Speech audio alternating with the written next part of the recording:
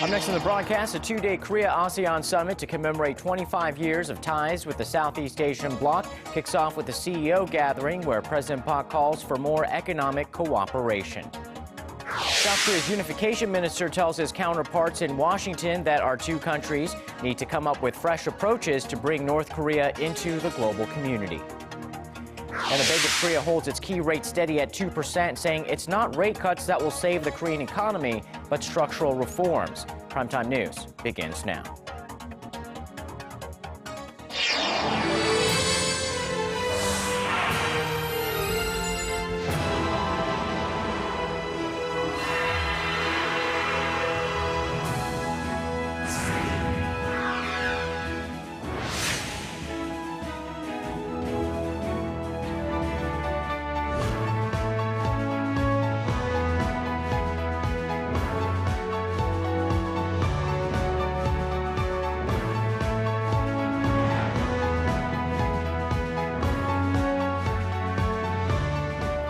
Welcome to the program. You're watching Primetime News, coming to you live from Seoul. I am Kang Chae-ri. And I'm Sean Lim. Thanks so much for joining us tonight.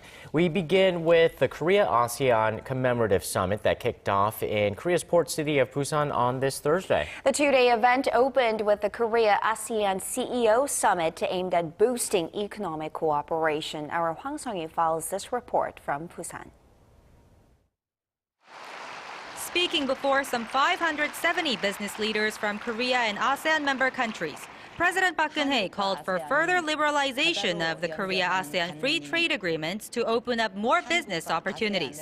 She noted that the efficiency rate of Korea's FTA with its second largest trade partner is only half that of similar agreements with other countries due to a high number of restraints. 아울러 더 많은 기업들이 FTA 혜택을 누릴 수 있도록 자유화와 원산지 기준 개선이 뒤따르기를 기대합니다. 양측 정부가 조속히 추가 협상에 나설 수 있도록 기업인 여러분이 지원해 주시기를 바랍니다. Korea's trade volume with ASEAN jumped 16-fold from some $8 billion in 1989 to $135 billion last year, making ASEAN Korea's second largest trade partner. The region is also the number 3 investment destination for Korean businesses after the United States and China. President Park proposed diversifying their economic cooperation into the service sector beyond the energy and manufacturing sectors, showing a willingness to lift regulations if necessary. 어떤 분야의 규제 개혁이 필요한지 현장에 목소리를 전달해 주시면 아세안 국가와 협의해서 영내 포괄적 경제 동반자 협정 협상에 반영을 하는 등 적극적으로 개선해 나가겠습니다. The Korea-ASEAN CEO Summit was basically a venue for business leaders to network and open up new business opportunities that could ultimately help the two partners reach their target trade volume of $200 billion by the year 2020. Hwang Sung-hee, Arirang News, Busan. And as we briefly just saw, President Park Geun-hye was certainly busy on the first day of the ASEAN-Korea Summit in Busan, holding back-to-back bilateral meetings with 6 leaders from the region. And for some of the notable progresses made during these one-on-ones, here is our presidential office correspondent, Choi Yoo-sun. After concluding an FTA with Vietnam, the Korean president secured a positive response from her Indonesian counterpart Thursday when she suggested they resume their FTA negotiations. Such bilateral deals are expected to increase the number of Korean firms that can benefit from free trade with ASEAN. As for investments in the region, the Thai Prime Minister promised to allow a Korean company retain priority when Bangkok selects a bidder for part of its $10 billion river management project.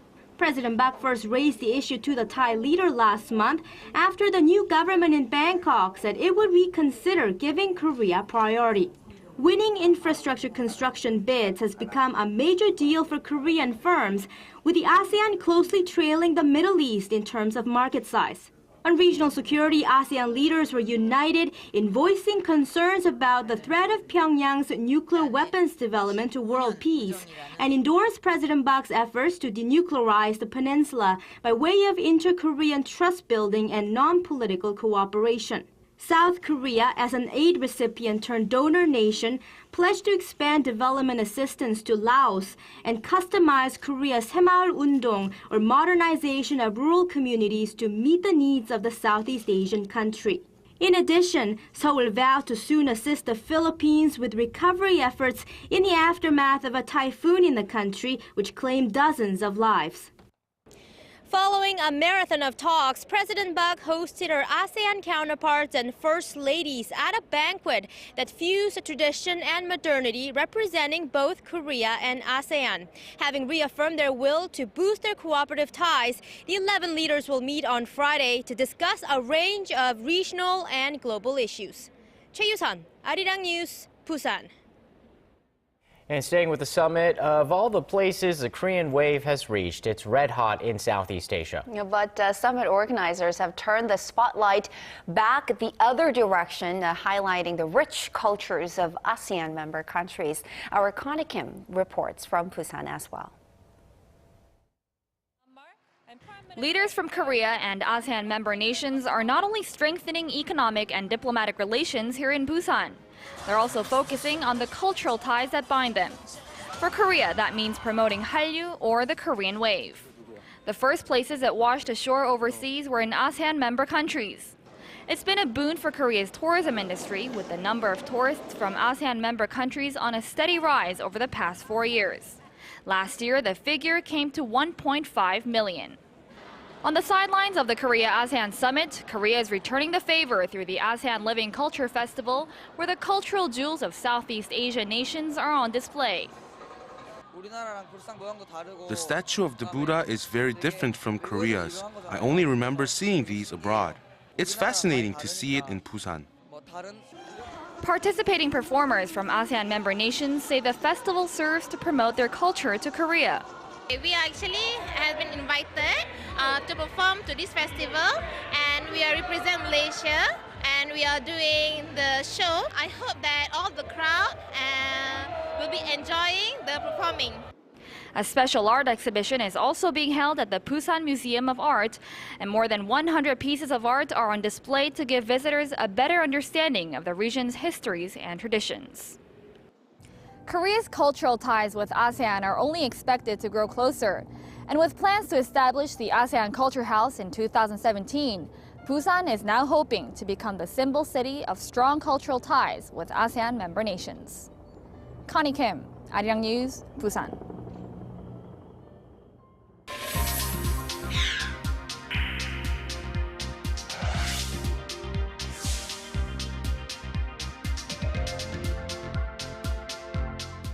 South Korea's unification minister is in Washington meeting with the senior officials in charge of North Korea policies there.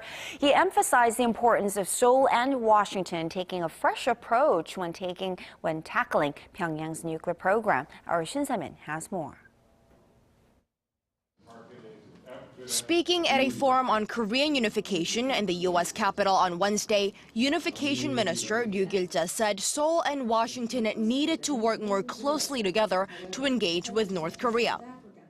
To make the pressure more effective, dialogues and cooperation are also necessary. Our two countries should therefore strengthen our coordination for engagement as well. U.S. Assistant Secretary of State agreed and said the allies needed to make it clear to Pyongyang that its pursuit of nuclear weapons leads to a dead end. North Korea can never achieve the security and the prosperity that it desires while also pursuing nuclear weapons. Minister Ryu said South Korea and the U.S. needed to come up with creative and diverse approaches to resolve the North Korean nuclear issue, and that it was important to make sure the North knows the benefits of cooperating with the outside world. He said that would ultimately open up more options for North Korea, boosting the quality of life for the North Korean people and demonstrating the regime was serious about improving its human rights problems. Most importantly, Ryu asked for international support, including from the U.S., for Seoul's drive for a peaceful unification, as it will provide growth momentum for the global economy at large. Shin Se-min, Arirang News. Korea's central bank keeps its key rate steady at 2% this month, and despite calls for lower rates to boost growth, the BOK governor says it's better to focus on structural reforms of the overall economy rather than pursue rate cuts. Our Hwang Jie has more on the rate freeze. The Bank of Korea decided on Thursday to stand pat on its 2% key interest rate. That follows two previous rate cuts in the second half of this year, which came in line with government efforts to boost the ailing domestic economy. While market expectations are building for another rate cut early next year, the top central banker pointed to the need for structural reforms to pull the economy out of its low-growth rut. Despite aggressive stimulus measures, the economy is not picking up, and that's because of the structural issues. Unless the economy goes through structural reforms, it won't break free from this low growth and low inflation. Further lowering the key rate would also stoke concerns about snowballing household debt, which already stands at roughly $950 billion. The government's deregulation drive in the housing sector and a lower key interest rate worked in tandem to boost housing loans. Economic conditions outside of the country do not look all that bright either. Except for the U.S., advanced economies are suffering from sluggish growth. Emerging economies and China are also experiencing slowdowns. The Korea Development Institute has cut its growth outlook for next year to 3.5%, with many other institutions also downgrading their forecasts. The central bank governor also hinted about an upcoming downward revision in its growth forecast of 3.9% for next year, citing the sluggish Eurozone and Chinese economies and weak sentiment at home. Hwang Jie, Arirang News. So rates might not have dropped this Thursday, but oil prices did again, leveling down to five-year lows. Oil prices may head even lower next year as OPEC projects lower demand in 2015, while the United States reports a surprise increase in inventories. Our Kim Min-ji has this report. OPEC has slashed its estimates for oil demand for 2015. It has lowered its projection to 28.9 million barrels a day, which is down about 300,000 from its previous forecast. The figure is the lowest in 12 years and down about 1 million barrels from what it's currently producing each day. With the cartel's official production target set at 30 million barrels a day, more oil will be produced than consumed next year. The downward revision reflects the upward adjustment of non-OPEC and U.S. shale supplies. OPEC says global oil demand is forecast to increase by 1.1 million barrels a day next year, but this will be offset by the estimated growth of 1.36 million in non-OPEC supply. Following the news, global oil prices tumbled to fresh five-year lows. West Texas Intermediate oil finished 4.5% down at just under $61 per barrel on Wednesday on the New York Mercantile Exchange. This is the lowest level since July 2009. The benchmark Brent crude fell nearly 4% to $64.24. Crude oil prices have slumped by around 40% since June, and experts say it could fall further next year. Kim Min-ji, Arirang News. Hoping to make some easy profits in this tough economic climate, investors scramble to get a piece of the IPO for the holding company of Korea's largest conglomerate, Samsung Group. JL Industries will make its debut on the stock market next week, and if last month's IPO of Samsung SDS is any indication, investors will come out big. But as our Song Ji-sun reports, in the end, the biggest winners will be the heirs to the Samsung throne. 1 out of 195.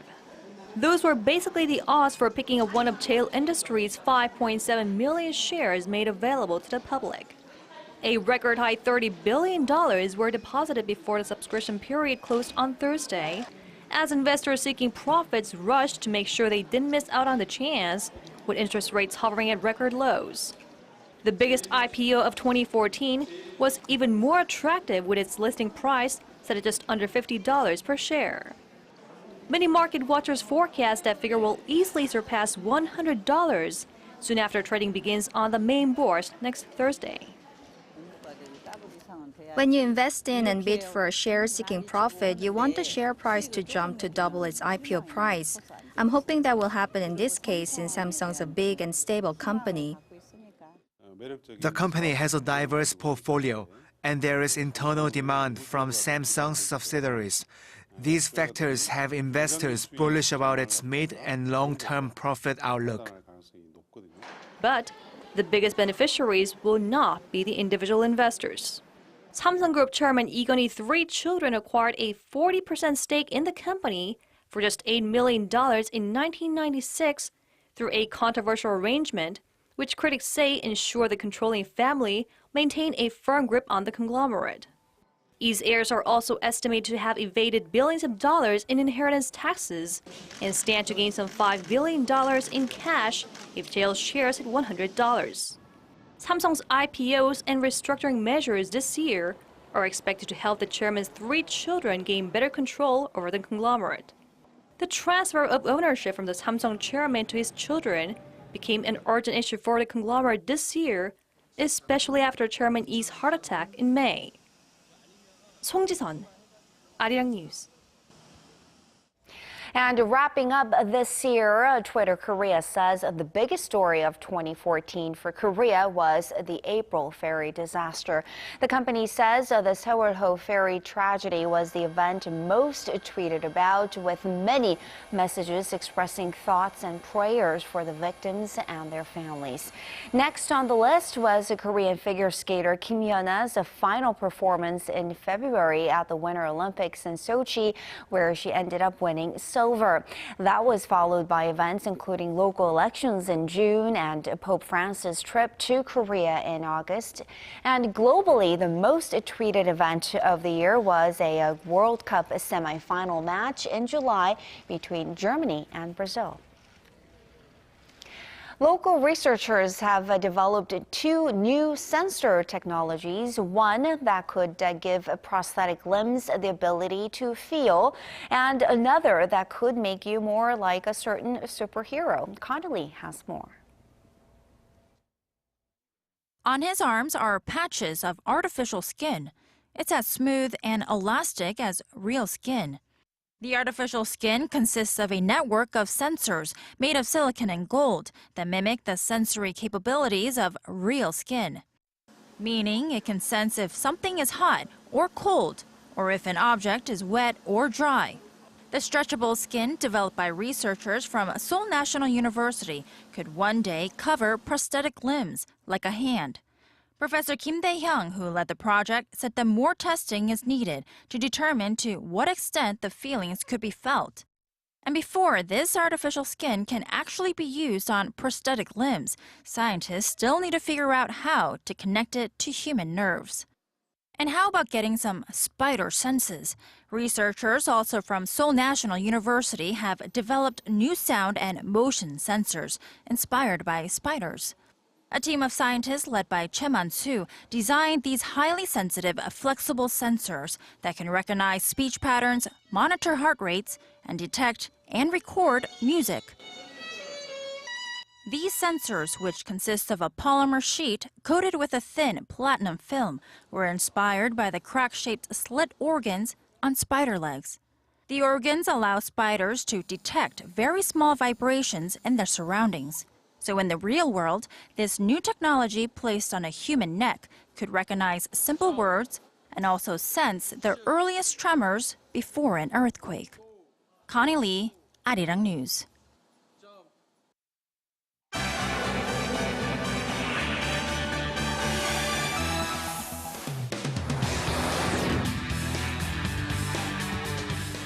Police in Hong Kong are arresting pro-democracy protesters as authorities there are clearing out the main protest site in the heart of the city's financial center. With more, we turn to Paul Yee at the news center. Paul, the tent scene in Admiralty was relatively calm earlier in the day. What's the current situation? Well, the thousands of police officers who were standing by have now moved in to forcibly remove the last remaining activists who vowed to continue their campaign for universal suffrage. City workers started taking down barricades at the site since early Thursday, marking the end of the occupation, which lasted over 2 months. The clearance at Admiralty comes more than 2 weeks after authorities cleared the protest site in the Mong Kok district, sparking several nights of violent clashes. Entering to Europe, the UN Office of the High Commissioner for Human Rights has called for the prosecution of U.S. officials involved in the brutal interrogation of terror suspects. The announcement on Wednesday comes after the release of a U.S. Senate report that revealed the extent of the methods used by CIA agents under the Bush administration. It's absolutely crystal clear.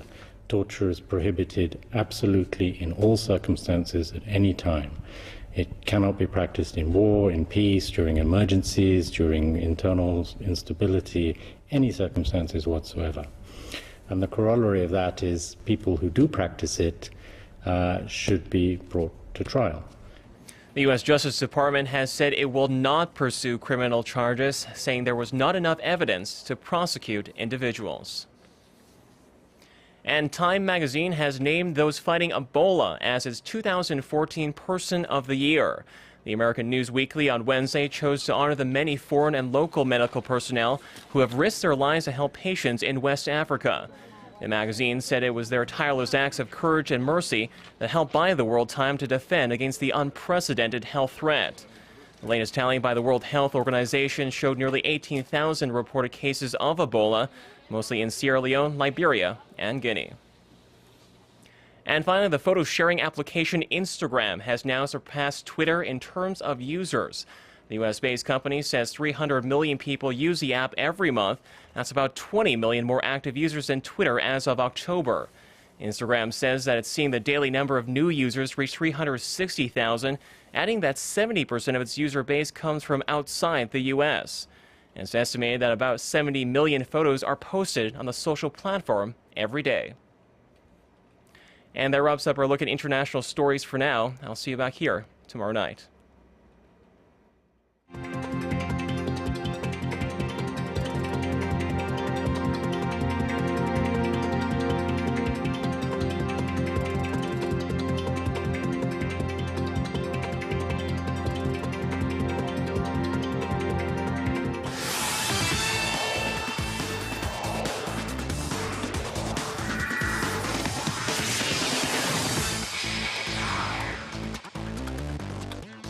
Hello everyone, I'm Stephen Che with a look at sports. Now the group stage of the UEFA Champions League came to a close, cutting the field in half to the 16 teams that will clash head-on in the knockout phase. Of the top European clubs, Real Madrid shined the brightest with a perfect 6-0 record in Group E, part of their 19-game winning streak. Now in Group E, Bayern Munich was world-class despite the lone loss to the surging Manchester City, who stunned Roma 2-0 to advance with the German champions. Meanwhile, Barcelona was neck-and-neck with PSG in Group F until defeating the French side 3-1 in the final group match for the top seed. They and the others will find out who their round of 16 opponents are in the draw on Monday in Switzerland. And closer to home in the KBO, the Hanwha Eagles signed 3 pitchers in free agency in its latest efforts to emerge from the last place spot they occupied for the last 5 of 6 seasons. Bae Young-soo and Kwon Hyuk played for the champions Samsung Lions and Song Eun-bum for the Kia Tigers last season. New manager Kim Sung-gun will have a new bat in the lineup as well. Outfielder Niger Morgan, released by the Cleveland Indians in the summer, also signed with the club. And going to the games of the night, in the first of the KBL doubleheader, the Samsung Thunders took on the Anyang KGC. And they square up in the first and second quarters as Samsung leads by 1 at the half. And it all comes down to the final possession where Leon Williams blocks Leo Lyon's attempt, securing KGC's victory. Meanwhile, in Changwon, the LG Sakers handily defeat the Goyang Orions at home to earn their second back-to-back win all season. And heading to pro volleyball, first to the ladies in Pyeongtaek. The GS Caltex Kicks faced off against the IBK Altos. And the Kicks get the jump before the Altos make it 2-1, but the Kicks take the fourth to force the final set. There, the Altos hit on all cylinders and earned the win. And over in Asan, the Hyundai Capital Skywalkers soar above the Uricard Hanse as Yeo Oh-hyun and Kevin LaRue lead them to the straight sets victory for 3 points. And that wraps it up for now. Your weather's up next. Have a great night.